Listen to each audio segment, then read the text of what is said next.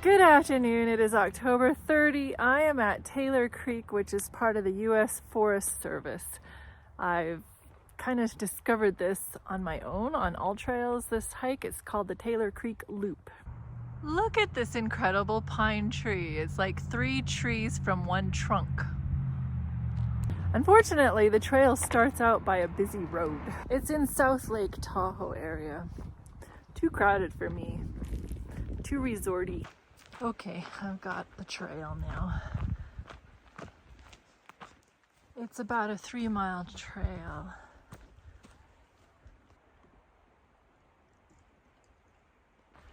It's a walk by a creek.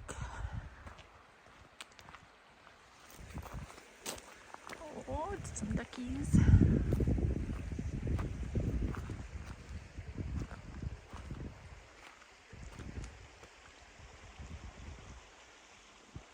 And yep, the Kokanee salmon are spawning. That's so cool. It's kind of smelly. There's dead fish already. And actually it was a ranger at Walker River State Recreation Area, one of the campgrounds I was at, that told me about this area. Not specifically this hike, but that's how I knew to come here. He said that the fish were spawning, so that's pretty cool. So yeah, I wonder what attracts the ducks. I mean, they don't usually go on rivers, do they? This is a pretty special trail.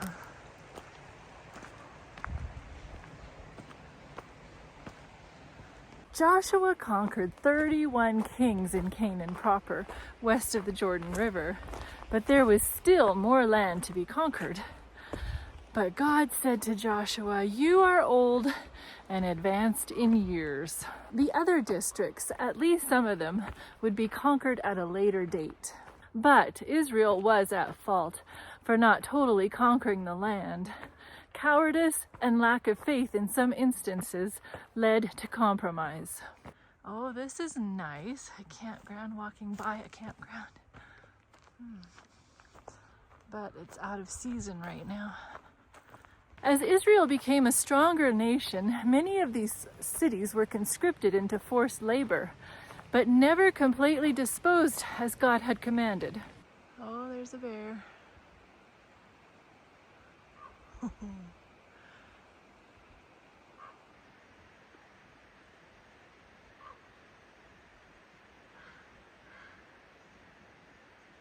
Thankfully, that bear was more interested in fish than in me.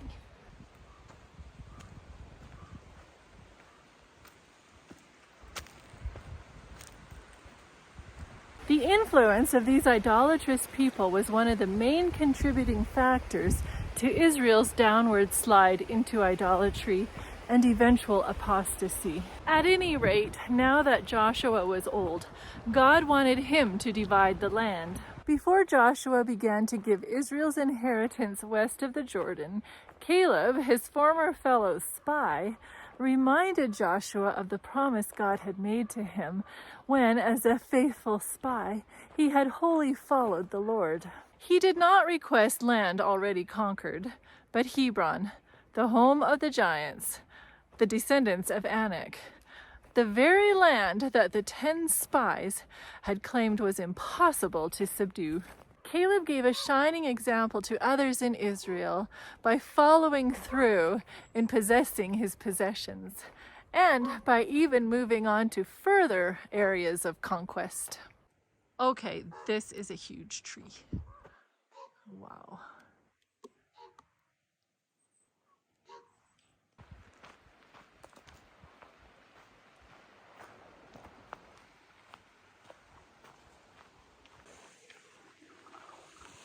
I guess this is a nice sitting spot, eh?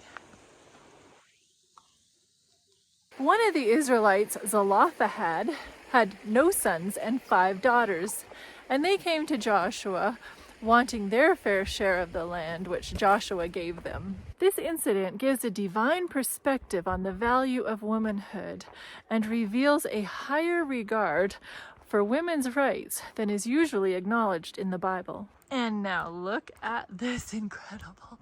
It is hollow, but it's alive. Unreal. It's a cedar. This is amazing. Absolutely hollow, absolutely burned out. That is tenacity. I mean, just look at this perspective. It's huge. Wow. Get dizzy.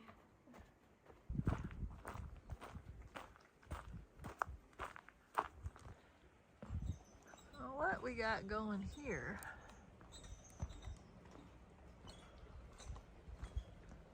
Well, anyways, there's that forest fire. Why aren't they putting it out?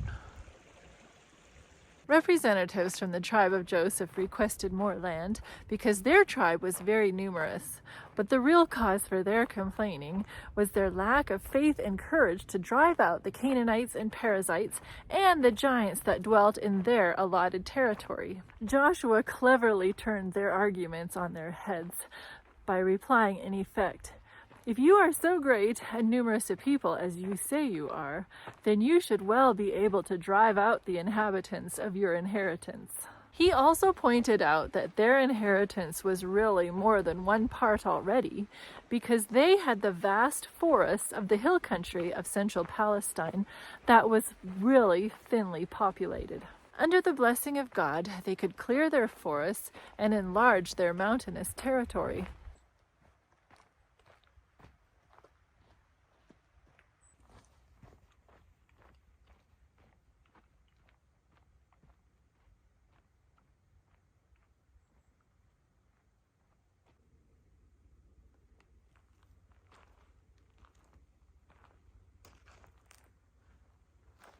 The tabernacle was set up at Shiloh, which was an excellent site for the sanctuary.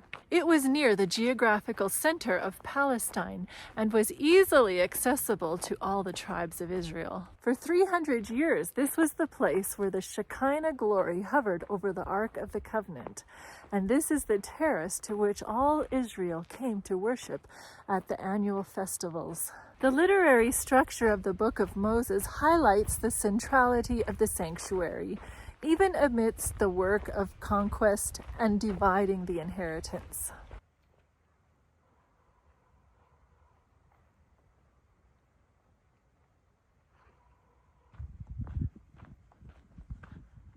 After the sanctuary was set up, Joshua had men go out and survey the rest of the land and divide it into 7 parts. Then Joshua and the high priest Eleazar stood at the door of the tabernacle of meeting, dividing the inheritance of Israel by lot.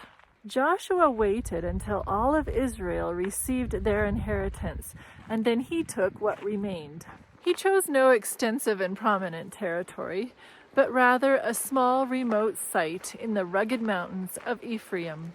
It fits with the unselfish spirit and noble character of Joshua, and provides a testimony for servant leadership for today's church officers and public officials.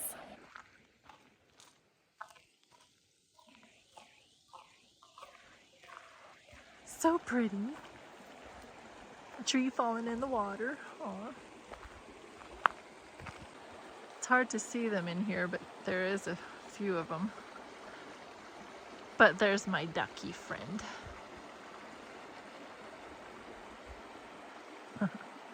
Joshua, who centered his ministry in the sanctuary service, retired to a country setting that was only a day's journey from the tabernacle of the Lord. I've got a bit of a road walk now, but at least it's not a busy road. If you will recall that 2.5 tribes settled on the eastern side of the Jordan, and 9.5 tribes settled on the western side. Well, the 2.5 tribes built a memorial altar at the Jordan, which was misunderstood by the 9.5 tribes as an act of disloyalty against the Lord. They were actually going to almost start a war with their brethren on the east side of the Jordan because of this altar. But the 2.5 tribes were able to explain why they built it, and it was an honest commitment to the Lord they were doing. Both parties were partially to blame for the misunderstanding. The 2.5 tribes for not explaining their actions before building the altar, and the 9.5 tribes for condemning their brothers without first learning the facts of the case. Now I'm on the busy section.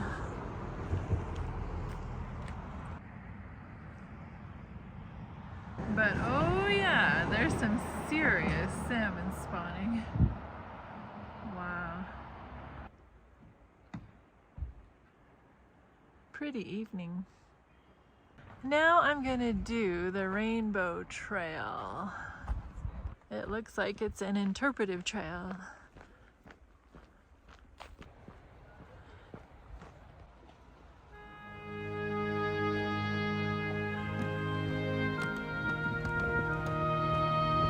Yeah, it's definitely a more populated trail.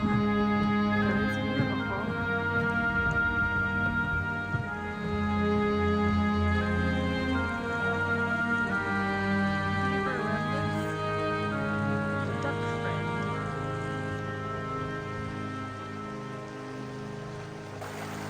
Okay, I saw it with my own eyes. The ducks, they eat the dead fish. I actually saw it. You know, the wisdom displayed by the 2.5 tribes by not showing any resentment when falsely accused is worthy of imitation. Out yonder there is Lake Tahoe. This story illustrates important principles of conflict resolution needed when misunderstood by others. The accused listening courteously and patiently, followed by a calm and complete explanation of actions and motivations. And the accuser willing to take the most favorable view of their brothers and are willing to rejoice when they are found innocent.